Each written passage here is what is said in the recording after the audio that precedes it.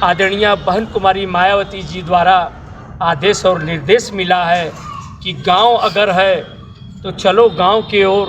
जिला के मंडल के पदाधिकारी लोग जा कर के अपने कार्यकर्ताओं को संबोधन देने का काम कर रहे हैं।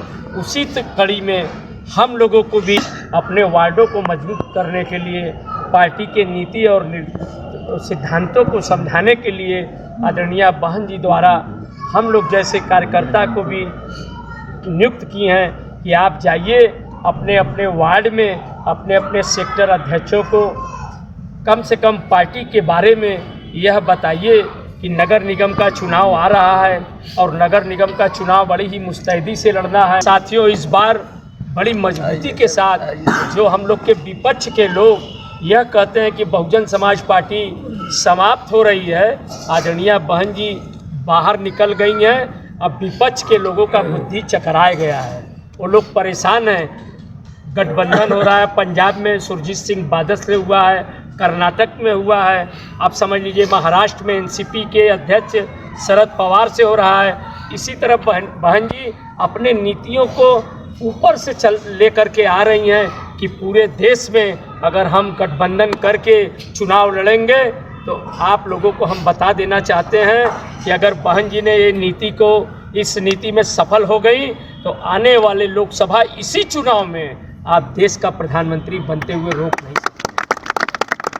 साथियों, दिखा देंगे। आप देखे थे जब 1998 में एक वोट के कारण आदरणीय बहन जी ने अटल बिहारी वाजपेयी जी का सरकार गिरा देने का काम किया था, तो अगर आदरणीय बहन जी इस बार 24 में अगर 30 से 40 सीट लाने का काम किया तो देश का प्रधानमंत्री बनेंगे, हम सब का गौरव बढ़ेगा। साथियों, तो आप सदस्य हर बूथ पर 5-5 सचिव को बनाना है। ये 50 सदस्य आप बनाए रहेंगे, आपका जो है सेक्टर मजबूत रहेगा, आपका संगठन मजबूत रहेगा और आप चुनाव पार्षद का जिसको लड़वाना चाहेंगे वो आराम से आप उसको खड़ा करा करके लड़ाने का काम करेंगे, उसको जिताने का काम करेंगे। साथियों, अब बहुजन समाज की पार्टी के बारे में बताइए कि पार्टी इस तरह चलता है, यह रसीद बनना बहुत ज़रूरी है। आप सचिव हैं, आप बूथ पर काम करेंगे, अगर आप कहिए तो आपको बहुजन समाज पार्टी का सदस्य बनावे, सचिव बनावे, आपको इस बूथ पर बैठना है।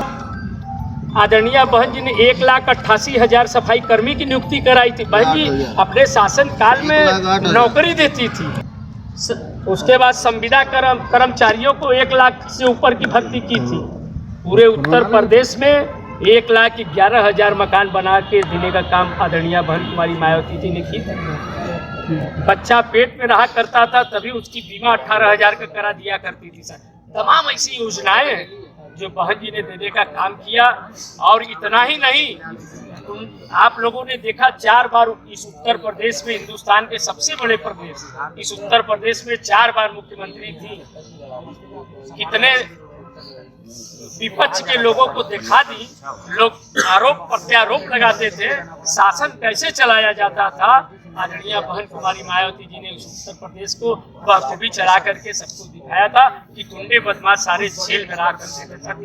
आज गुंडे बदमाश सड़कों पर घूम रहे हैं, गलियों में घूम रहे हैं, अत्याचार आप लोग देख रहे हैं।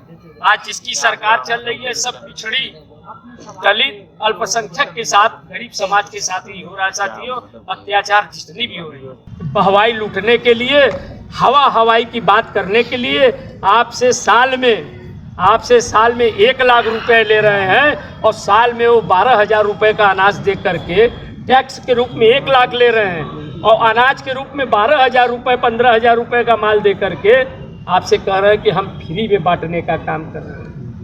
तो आप ये समझने का काम करिए, आप लोग बुद्धिजीवी हैं, पूंजीपतियों की पार्टी है। साथियों, अगर हम लोग इनको नहीं रोकेंगे चुनाव में 24 में, तो ये जो बाबा साहब ने वो 1 वोट देने का अधिकार हम सबको बनाया था, हम लोग वोट भी देने से वंचित हम लोगों को 24 के बाद कर देंगे।